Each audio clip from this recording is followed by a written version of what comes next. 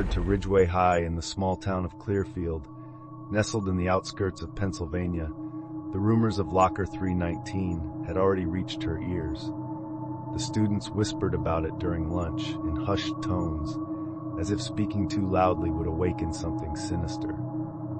"Nobody's used it in years," her new friend Lily confided. "We think it's cursed." On her second day, Emily was surprised to find her locker assignment was none other than 319. The first sign of something strange happened when she opened it.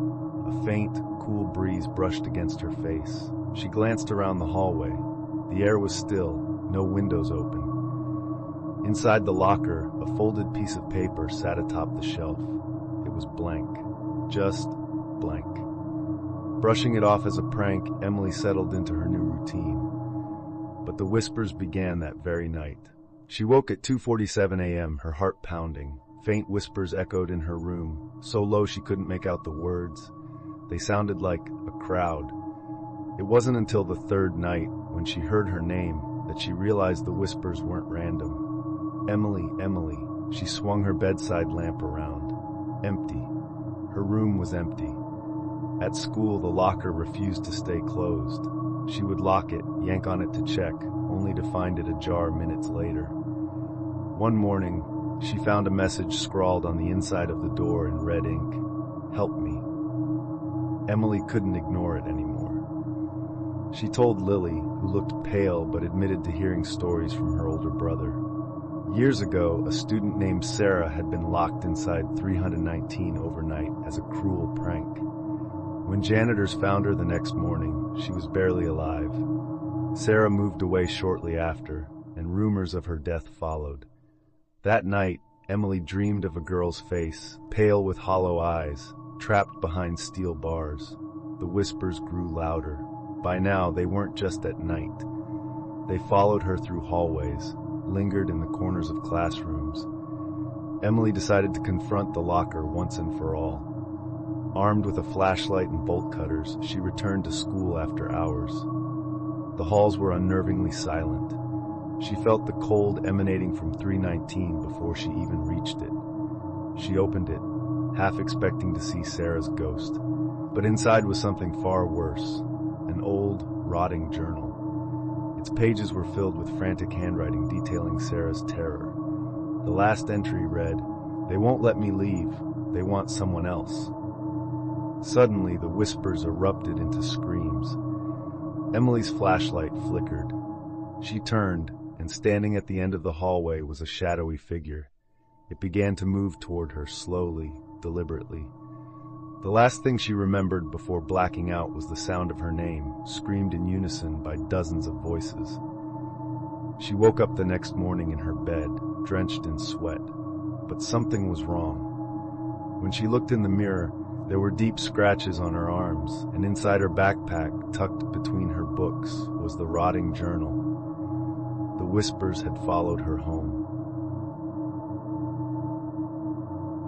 Southwood Middle School, located in the quiet suburbs of Grayfield, Ohio, wasn't known for being kind to substitutes. But when Mrs. Harris called in sick, Mr. Greaves walked into the classroom, and something about him immediately silenced the usual troublemakers. He was tall, gaunt, with deep-set eyes that seemed to pierce through you. But it was his smile, thin, unwavering, and just a little too wide, that unsettled everyone. "Good morning, class," he said, his voice smooth but chilling. No one replied. From the start, Mr. Greaves was odd. He never used the chalkboard, instead pointing to an ancient notebook filled with spidery handwriting. He asked questions that made no sense. If a shadow could speak, what would it say? Or, what lives in the silence between heartbeats? At first, the students thought it was some weird teaching method.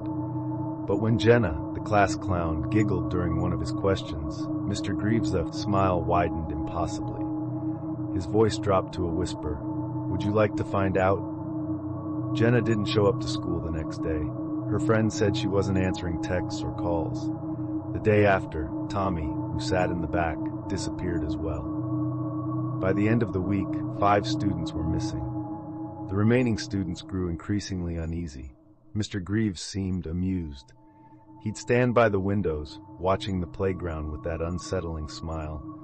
Sometimes he'd hum a low, but tuneless melody that made their skin crawl. Finally, Ella, the smartest girl in class, decided to do something. She stayed after school, sneaking into the staff records to look up Mr. Greaves. But there was no file. No substitute teacher had been scheduled. That night, Ella's parents found her sitting in her room, staring blankly at the wall, murmuring, "The shadow, it's alive."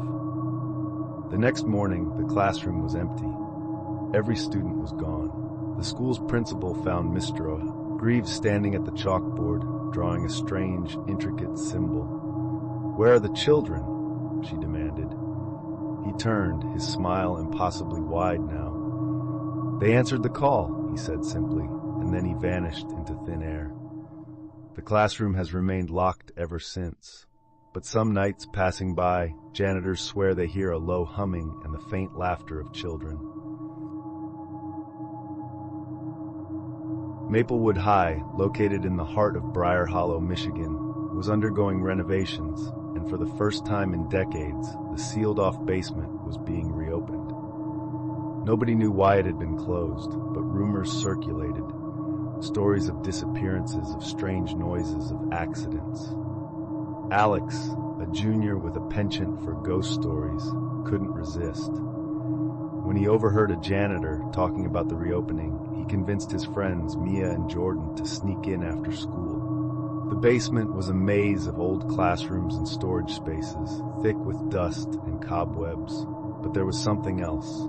A smell, damp and metallic. In the farthest corner, they found a locked door. Scratched into the wood were the words, "Do not open."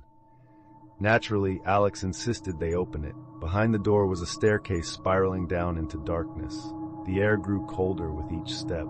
At the bottom was a single room, lit faintly by a flickering light bulb. In the center stood a large rusted iron cage. Inside the cage was a desk, a chair, and an old journal. The first entry read, "Experiment 12 failed. It escaped." Mia wanted to leave, but Alex's curiosity pushed him to read further. The journal described experiments conducted on students in the 1960s. The goal, to separate the soul from the body. One entry read, "The subjects scream, but their bodies remain still. The eyes never close." As Alex read aloud, the light bulb buzzed violently, then went out. In the pitch black, Jordan's voice trembled. "Do you hear that?" A soft scraping sound like nails on metal echoed through the room. Mia's phone flashlight revealed the cage. It was empty now. Something moved in the shadows, just beyond the light's reach. Alex's voice cracked. "We're not alone." They bolted up the stairs, but the door at the top wouldn't budge. The scraping grew louder, now accompanied by heavy, raspy breathing. Mia screamed as something cold brushed against her leg. Finally, the door burst open, and they tumbled into the hallway, slamming it shut behind them.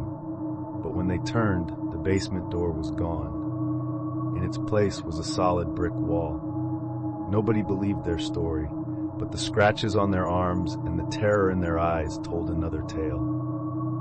A week later, Alex received a package, the journal from the basement. Scrawled across the cover in fresh ink were the words, "You can have incorporated the specific names of schools, their cities, and areas into the stories for a more immersive setting. Let me know if further adjustments are needed."